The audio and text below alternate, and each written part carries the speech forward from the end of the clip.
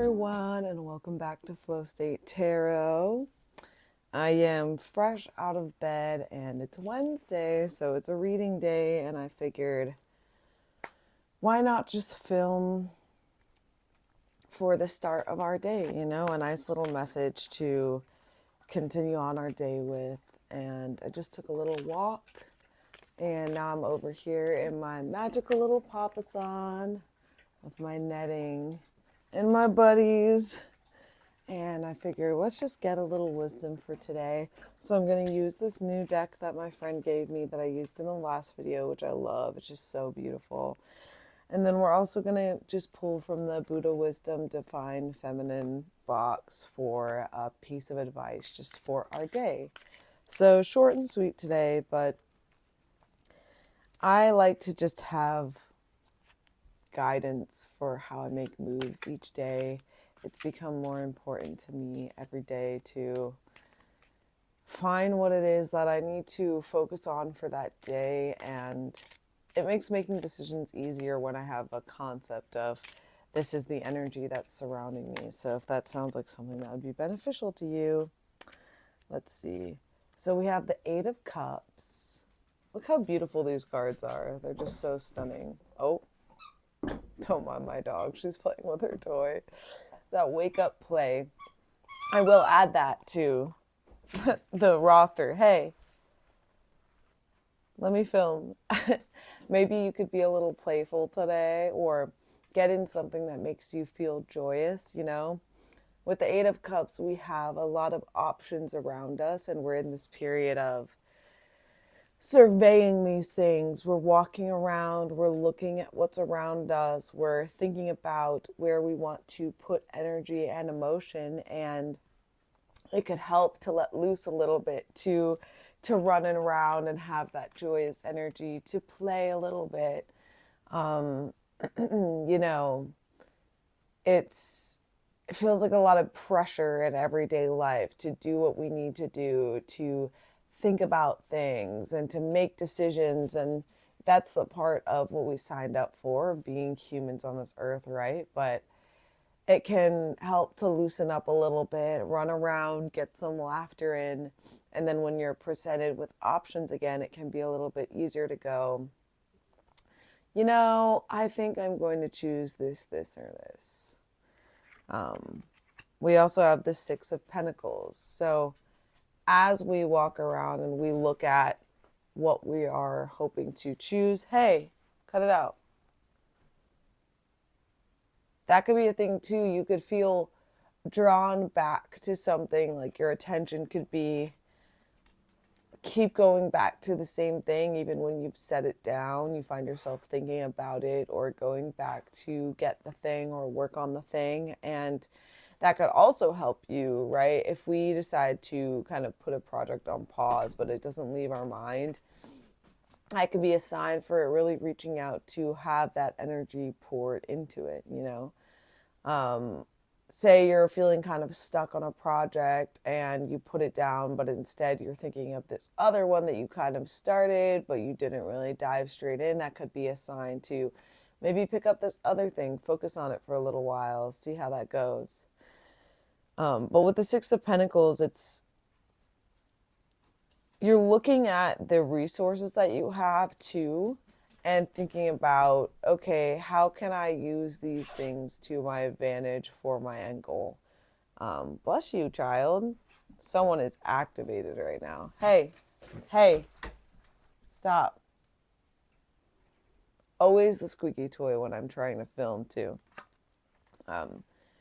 This could also be a reminder, also for me, to stay focused and grounded. It could be that you're also kind of getting distracted by things when you're trying to complete a task. And this is a reminder that when you're in that flow state, it took you some time and effort to get into that flow state. So give yourself the ability to enjoy that flow state and to stay within it.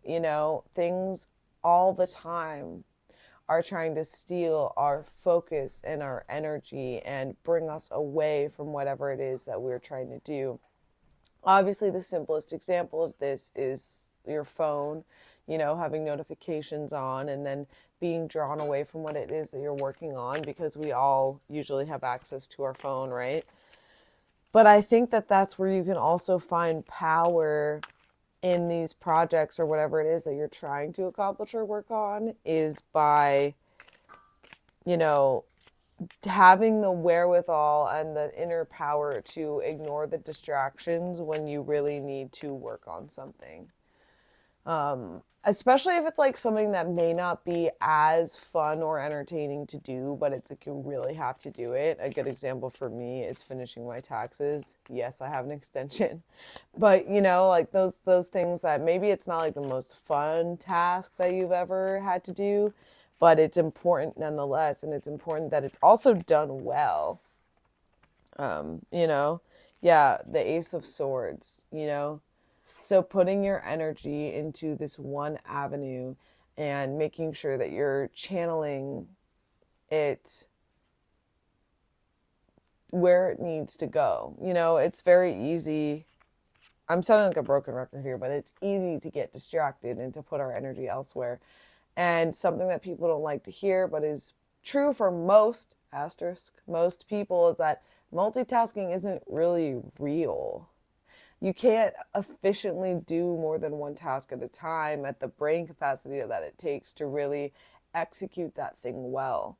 So that's something to consider, especially because maybe what really is needed right now is for the task that you're trying to complete. It just needs singular focus for a little period of time, and then you'll get over this hump that you've been trying to get over with this project.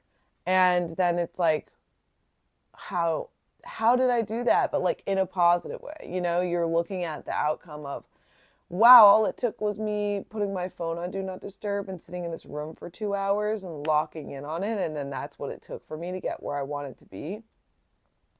Sometimes it is that simple. A lot of things in life aren't so truly complicated.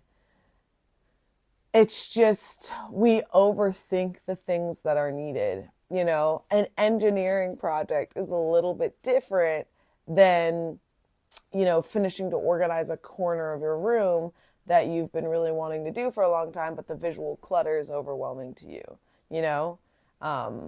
The way that light is reflecting off the gold edges of this is so cool. It's so beautiful.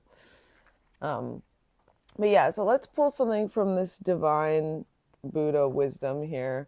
Also, the bottom of the deck is Judgment. I love these cards. They're just seriously so beautiful. Thank you so much to my beautiful friend Lea for gifting these to me.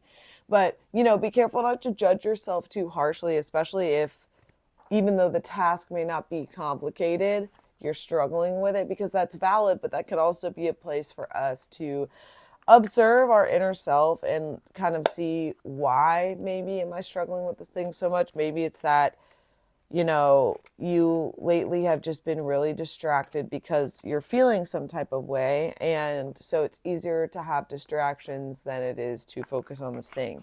And that's okay, as long as we can recognize it. Maybe give ourselves a moment to feel what it is that we need to feel so that we can move through it with ease and grace, Be the embodiment of peace and serve humanity. You are a bodhisattva. Hopefully I said that right. But, and that's going to be backwards regardless. But, and the embodiment of peace. So just taking some time, even if it's, I like to tell people, because I think if you don't have any form of meditation practice, it can feel overwhelming, because like anything else, it's a practice. But if you can just pull up on your phone a 2 or 3 minute meditation, it's better than not doing it at all. And usually it creates some cerebral space to observe things in ourselves differently. So I hope you have a beautiful day today, or whatever part of the day that this finds you. I hope that it's blessed.